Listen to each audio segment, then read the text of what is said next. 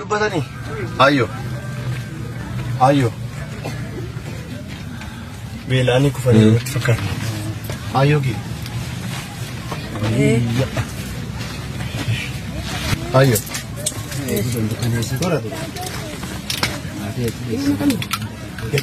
Ayyoo gii bishaan kennuufii laata jalqaba. Bishaan kennuun waa juusii gara jalqaba. Jedha ayyoo. Ayyoo.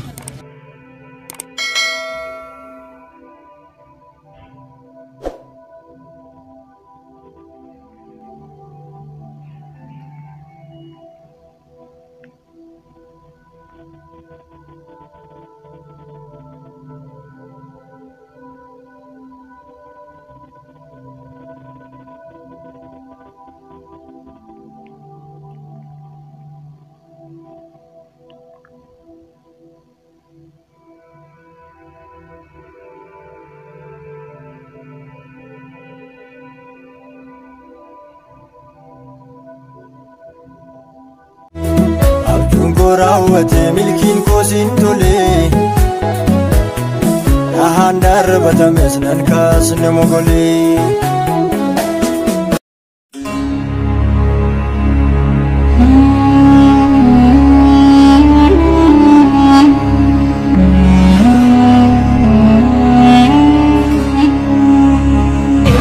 Homaan dubbatanii? Ayyoo. Ayyoo. Beelaanii kufanii irratti fakkaata. Ayyoo gii. Ayyoo.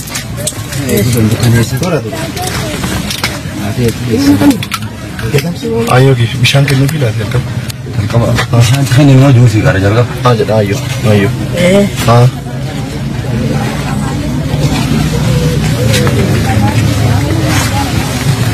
Jedha ayyoo.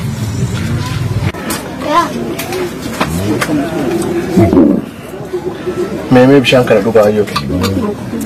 Meme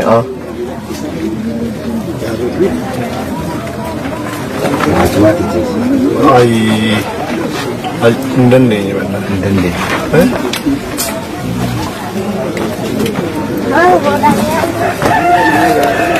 Ayyoo ko? Ayyoo. Maal ta'a? Ayyoo. Turanii laata erga nyaata nyaatanii? Ayyoo. Guyyaa gama nyaate? Juusicha dhaabatanii haabaa. Isii waa nyaachuu dadhabdee jirti duraanii. Guyyaa gam?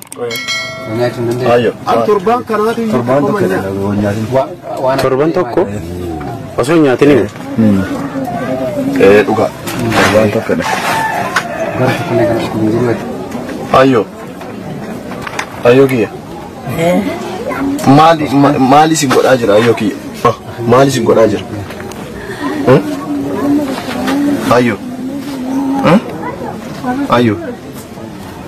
Maali isin godhaa jira? Isin kuma?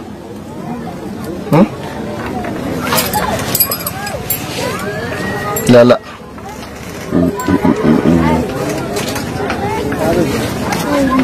Ayyoo. Idira kiniti zee.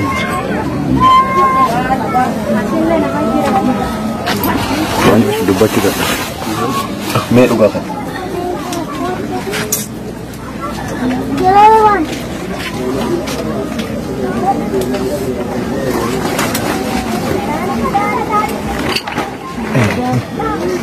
Okay.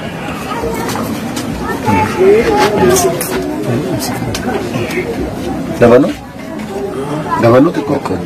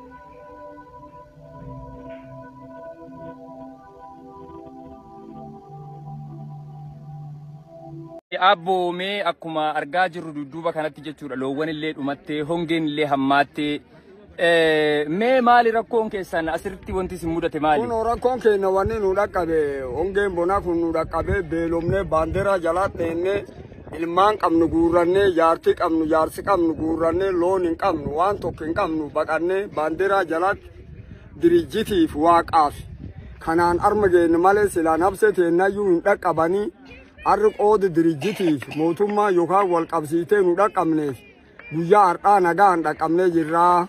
Amma aangoon teenna duuba rakkoon teenna ganni guddinaallee qaranuu rakkoo ammallee waaqii horii addunyaa qabnu cufnuurraa fudhate garaachin beelnuun lakkise ammoo rabbii kanaafi amma mangiftiin keenya galati isaan badiin nu dhaqqabe tanaan yaa arma geenye wanni armaan geenye tana guyyaa cufaa akkanuma nu qulaamsanii wanni jirruunu tanuma saa qabaanne saan hin fidamnu wanni nu jirruunu qulaamuun taana.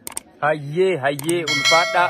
Kanaaf uummanni Oromoo addunyaa guutuu keessatti argamtan yeroo ammaa haalli hawaasni keenya keessa jirtu lafa hongee hammaattuu akkanaa keessatti jechuudha bakka bishaan hin jirre bakka nyaanni hin jirretti hawaasni Oromoo rakkoo guddaa keessatti argama waan ta'eef gargaarsi hatattamaa ammas kallattii jiru hundaan akka isaan dhaqqabu asumaanuu ergaa isinii dabarsina.